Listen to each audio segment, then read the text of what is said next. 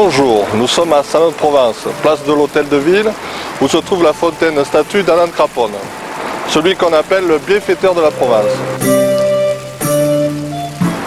Nous allons découvrir l'œuvre de ce grand homme qui honore la Provence. Alors nous sommes ici à la Manon, un lieu important dans le cadre de la construction du canal de Craponne, au bassin de la Manon, dans la mesure où nous sommes ici, géographiquement, à la trouée de la Manon. Ça veut dire que nous avons ici un lieu qui permettait à Adam de Craponne de faire passer son canal en direction de Salon. Nous sommes au bassin. Il y avait autrefois un partiteur avec une branche qui va sur Salon et une branche qui va sur Arles en passant par Eyguières.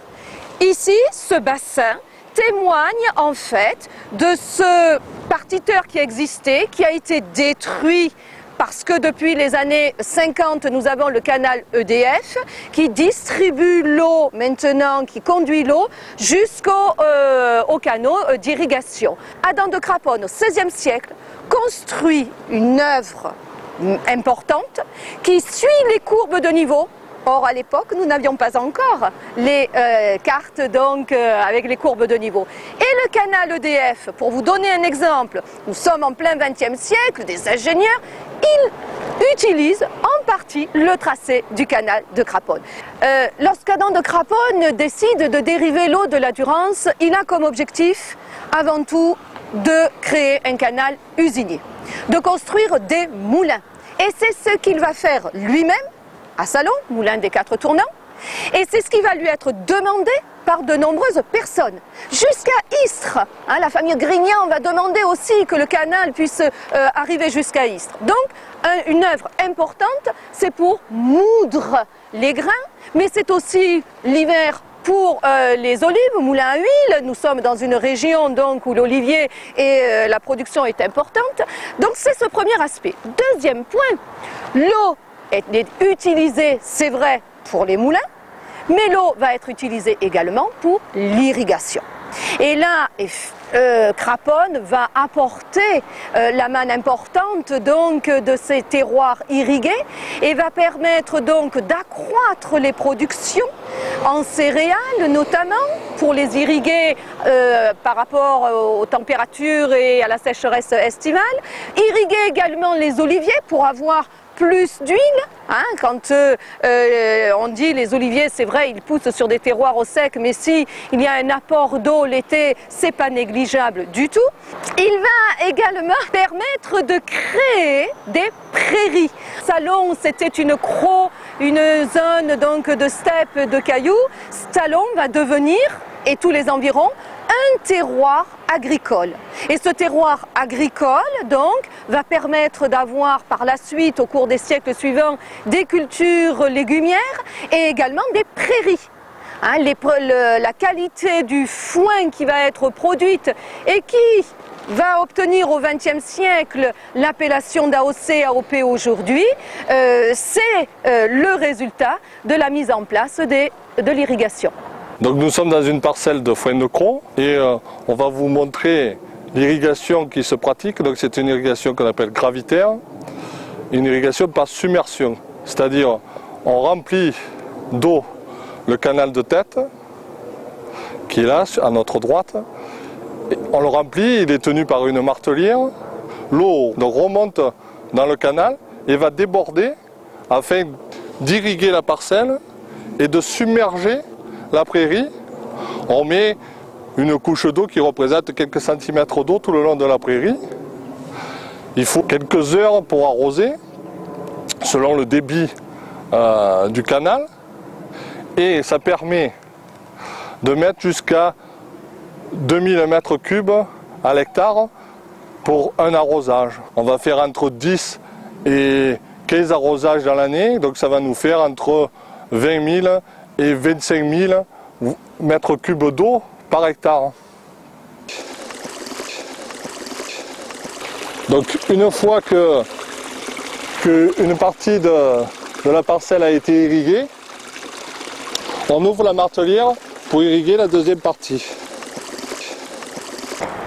Sur cette carte, nous voyons le tracé donc du canal de Craponne, avec prise endurance au niveau de la roque d'Enterron. Pour l'histoire, il n'y a eu que 4 prises différentes du XVIe siècle au XXe siècle sur le lieu donc idéal pour prendre l'eau endurance. Adam de Craponne, que l'on qualifie d'ingénieur de la Renaissance, c'est avant tout un homme qui est de Salon. Alors, on n'a pas retrouvé les actes de naissance effectivement, mais il est de Salon et son engagement pour la construction de canal, il l'a voulu surtout pour le terroir de Salon. Qu'est-ce qu'on sait de lui? Alors, du côté de son père, il y a des origines italiennes, du côté de sa mère, des origines de Salon, la famille de Marc. Il n'a pas eu de descendance, lui, il ne s'est jamais marié, et c'est quelqu'un qui a été au service du roi Henri II. Il a été au service des ingénieurs qui étaient des ingénieurs essentiellement militaires. Il a toujours travaillé au niveau de l'eau.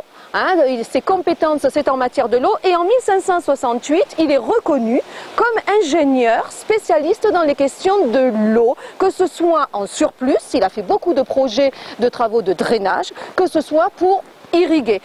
Sa qualification, c'est sur la maîtrise de l'eau. L'école d'ingénieur n'existe pas encore. Les ponts et chaussées, il faut attendre effectivement le XVIIIe siècle, donc c'est encore trop tôt. Mais il a cette compétence et cette qualification reconnue. Quand on voit à Salon que l'eau arrive en avril 1557, eh bien, on a des familles qui sont soit consuls à la mairie, soit des propriétaires qui vont investir à leur tour dans la construction de ce canal. C'est une affaire financière qui va générer effectivement d'importants apports des uns et des autres. Il va falloir effectivement des finances pour construire les divers ouvrages d'art, les ponts, partiteurs, mais au final, comme c'est une période où la main-d'œuvre est effectivement accessible financièrement, on va construire ce canal, c'est-à-dire on va creuser cette tranchée avec des sommes qui sont tout à fait abordables. C'est plus tard, dans l'entretien du canal, qu'Adam de Craponne va rencontrer des difficultés financières. Parce qu'il ne suffisait pas de construire le canal, il faut ensuite, année après année, entretenir. Il y a les limons, il y a le faucardage. Et à ce moment-là, il décide de créer cette fameuse société, avant la loi des associations de 1901, donc en 1571, il construit l'œuvre générale de Craponne, c'est-à-dire il laisse la gestion de l'eau à ceux qui en sont les usagers. Si le canal de Craponne est l'un des rares canaux qui porte le nom aujourd'hui encore de celui qui l'a construit, Adam de Craponne ne s'en est pas tenu uniquement à cette réalisation. Cette réalisation donc va lui donner effectivement toute la renommée et il va être demandé à d'autres travaux toujours liés à l'eau. À Fréjus, on le voit également actif sur le port de Nice. Alors on ne sait pas trop précisément ce qu'il a fait, mais on sait qu'il a contribué à un certain nombre de travaux à ce niveau-là. Il est également présent et demandé pour la construction, la jonction dans le canal du centre. Et autre sujet important, il fait un projet un siècle avant la réalisation du canal de Midi par Pierre-Paul Riquet, de la construction de ce canal qui consiste à relier les deux mers, la mer Méditerranée et l'océan Atlantique. Et il élabore ce projet. Nous avons donc des documents qui nous montrent comment, lui, il veut dériver l'eau de l'Aude pour effectivement créer ce canal des deux mers. Il est demandé également sur Nantes et là il fait tout un projet d'aménagement du lac de Grandlieu. On voit déjà quelqu'un qui a pour but non seulement de gérer, de maîtriser l'eau qui inonde la région, mais également de pouvoir aménager cet espace, utiliser des pêcheries, aménager donc et en tirer profit. Et c'est à Nantes donc que se termine sa vie en 1776. La légende raconte que des ingénieurs italiens, jaloux parce qu'il a été demandé par la cour, l'auraient empoisonné.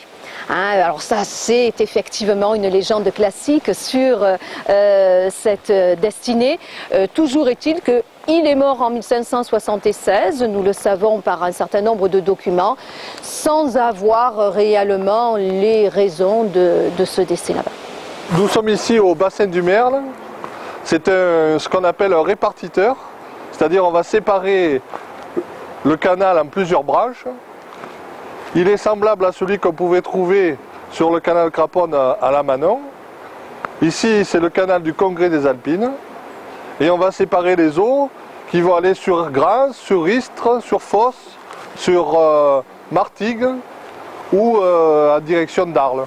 1554, Adam de Craponne obtient du roi Henri II l'autorisation donc de dériver l'eau de la Durance.